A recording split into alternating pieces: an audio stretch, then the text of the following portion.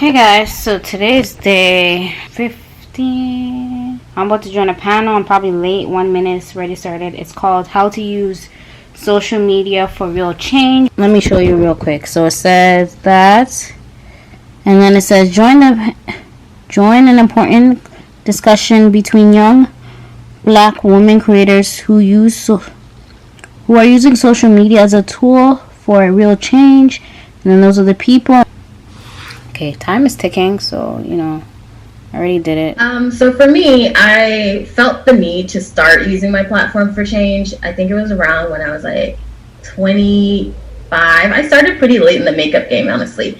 So I was around 25, and from 21 to 25, I was building up all of my experience and learning about makeup and trying to figure out what products work for my skin tone, and then going into the drugstore. Everyone's got their drugstore story. So going into the drugstore and realizing there's really not many products for me. And I think that's when I started realizing that I can actually make a difference in this industry. Tell me more about why you felt inspired to use your platform for change. Yeah, so really it started whenever I was in class, in my history class. And just every time we would bring up any sort of aspect of Black history, like American history, I would always hear like comments about like, insensitive comments around Black history, or just things that were very, very ignorant. And whenever I got on TikTok, I was like, I really want to educate people, but I want to do it in a way where they'll actually like listen and actually find it interesting.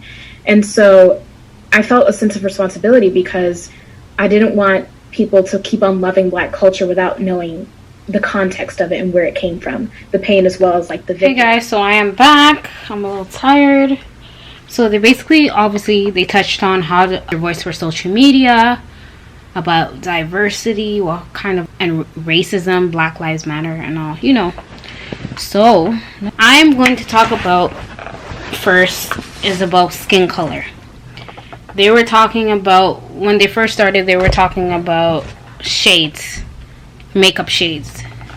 There's this Black girl, I don't know her name, I'm going to put it right here because I want to edit, She was saying she's basically a beauty guru, and she was trying to figure out her skin tone from the makeup.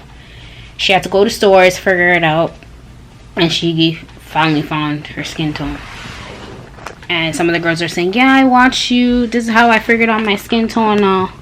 Once I heard that, I was like, yeah, to be honest, I am still struggling with finding my skin tone. Like, I can find my skin tone. It's just, it's going to match my neck.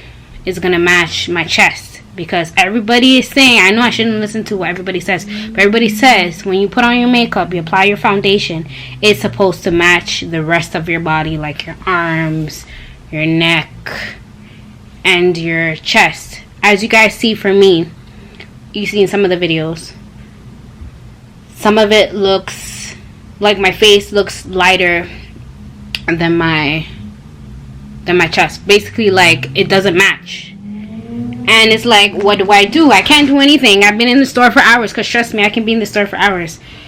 My arms are light, okay? I'm light. My chest right here, it is dark. Why? Because we ain't gonna go too much detail. Stuff happened, and like I had rashes and all. Yes, I know everyone's gonna be like, what are you saying? I do. When I shower, obviously I scrub, but it just can't go away. And I ain't gonna bleach my skin. Now I'm going to talk about actual skin. Since we're on skin color, I'm gonna talk about it. As a child, moving place to place because my family wanted to move, the schools I went to, I didn't feel welcome. Whereas they told me I was too dark. So I didn't feel like I fit in, because I felt like I was yucky. My skin was yucky because I was dark. I was darker than everybody who was there. There was a few people who were dark, but they're like, that's them. Their skin color looks good on them. Like if they were dark, like dark black, like no, let me pull up my camera. Like this dark charcoal black, like charcoal, that looks good on them. As for me, they'll come up all these excuses. Oh my god, you're too yucky, you're too dark, you're this, you're that. Obviously I didn't feel comfortable or whatever, but had to deal with it, right? They also like told me that light skin is better than dark skin. So obviously, as a child, since everybody will be like, oh my god, you're so dark, ew, don't hang with me or whatever, it made me feel down. Oh my god, I feel like I'm about to cry because I'm thinking of other stuff too, but oh, it made me feel down, whereas like, I'm too dark, nobody wants me, they say I'm ugly and all. So obviously when I was younger, I would say I'm too dark, I'm too ugly, I don't want to be dark skinned, I want to be light skinned, I want to be light skinned, whatever. And then I would hear, I am light skinned, I am dark skinned, blah blah blah. Obviously I have, my skin tone changes. Some of you are going to say I'm weird, but it's true, it happens. Let me know down in the comments if it happens to you. When summer comes, I am extremely dark because of the sun, obviously. This year you can't see because I didn't go on vacation, right? Okay.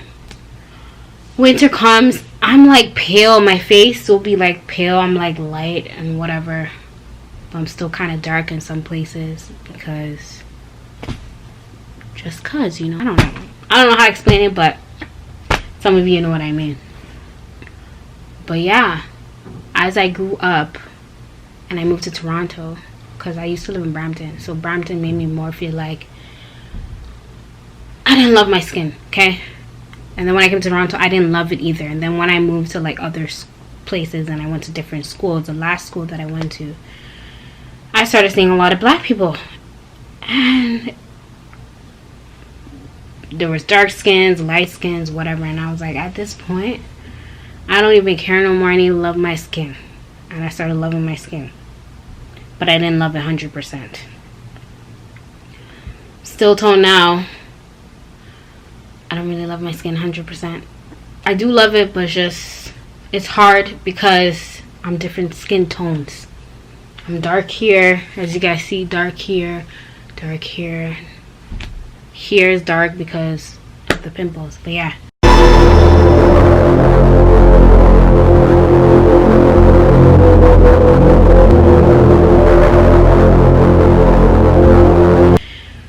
Whew. I'm sweating, okay? I'm sweating. But yeah, I'm starting to love myself more. It's better from when I was younger. Speaking of skin tone, what made it worse was when people would say, where are you from? My ethnicity. They would tell me my ethnicity. I don't know what word to use. My ethnicity is, I don't want to use the wrong word, but just, why am I from that ethnicity? Why? As some of you know, I am African. If you guys didn't know, now you guys know. My parents, well, technically, even though my parents are from there, I'm still technically from there. I am Ghanaian, okay? That is in West Africa. I was born here, to be specific, Brampton, and then raised in Toronto. It mostly happened when I was in Toronto. I don't know, Toronto has changed me. Toronto, I have a I have a dislike with Toronto, but Toronto has changed me for the better. Whereas when I was in Brampton, I was quiet and all. Okay, I'm going off topic, but yeah. When I came to Toronto, one of my schools, because I can't remember all of it, but one of my schools, basically, people would tell me, why am I from this ethnicity? Why am I African? Ew, Africans are disgusting. Just all these stereotypes, like, we live in a hole, we don't have much, we're too dark, we talk loud, our languages aren't good, we all speak like and all. And I'm like, what am I hearing? Obviously, I would be down. I'll just walk away. Since people brought me down like that, whenever people would ask where I was from, I don't know why I did this, but I would lie and I would say, I'm not African. I am Jamaican. Or I am from the Caribbean. But I would mostly say I am Jamaican because Jamaican was, saying you're Jamaican was the, I don't know how to say this properly, but saying you're Jamaican was like the norm. If you say you're Jamaican, everybody will love you. You're the coolest kid on the block. You say you're African now, they will be like, ew, look at that African over there. Like, no.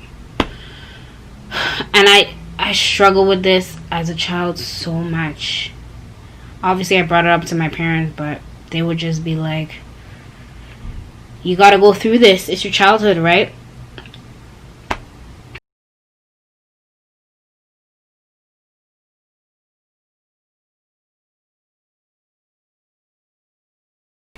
I didn't understand that, but now I do understand, because they can't always, my parents couldn't always be in that situation where they're going to be there to fight for me. I gotta be able to stand up for myself. You know what I mean? So Jamaican would basically, if you were Jamaican or Caribbean, I should say, but it was mostly Jamaican, you were the most popular person on this earth. Whereas if you're African, it's a whole different story. They'll make fun of you all the time, ask you these type of questions like, what do you eat? Why is your hair like that? Why is it nappy? I know it's the same thing for Jamaican, like they had nappy hair, but like they had the coolest hair ever. I don't know, to them they had the coolest hair ever. So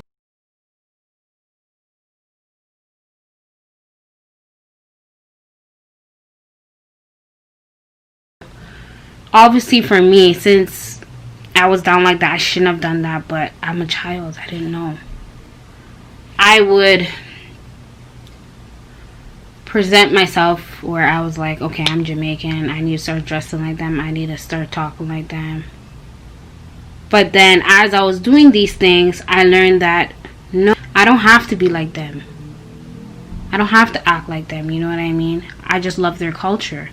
It just made me learn to love their culture and learn other cultures. And then since I started hanging out with Jamaicans more at school, they made me realize also that I should love my culture too. They would ask me about my culture, we would speak about my culture, they would speak about theirs, and like, it's basically the same thing. What you do, we do it too, and we do other things too, so you're basically the same thing. So it made me feel better.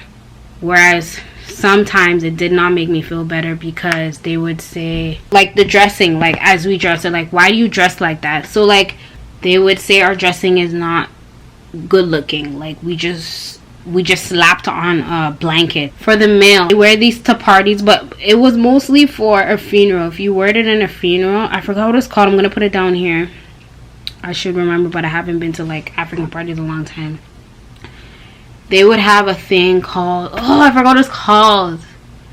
And it's just like a big, it's a cloth basically. And they just wrap it around and they throw it like this. I'm going to put a picture up right here. And they would just call it a blanket. I would get all these type of questions when I was younger. Like, why do you guys have to wear that? Even for the women, we had clothing that was called, I think it was called intoma. I'm pretty sure it's called intoma, and then you put like the cloth around you. Sorry, I'm not remembering everything because I haven't been to African parties in a long time. So this is for women. It's called slit and kaba. The top is called kaba and the bottom is called slit. Yeah. That alone, when I get questioned about the type of culture clothing that I have to wear, when I got that question, I was just like, I can't take this no more. I cannot take this no more.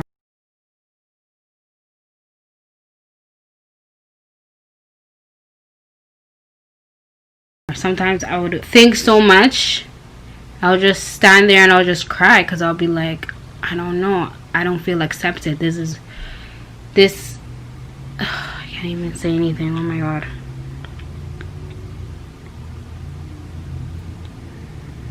I'm sorry, y'all.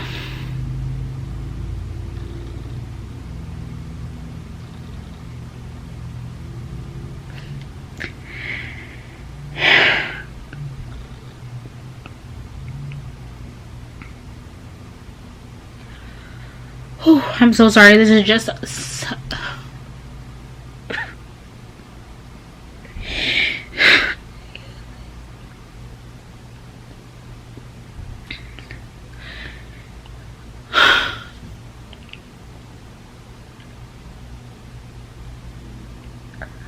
sorry, this is just a touchy subject.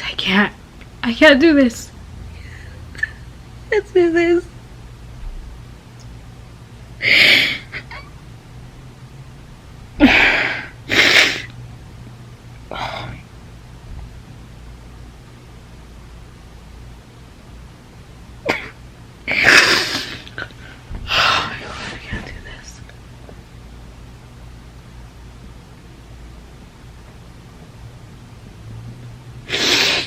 I'm sorry, y'all.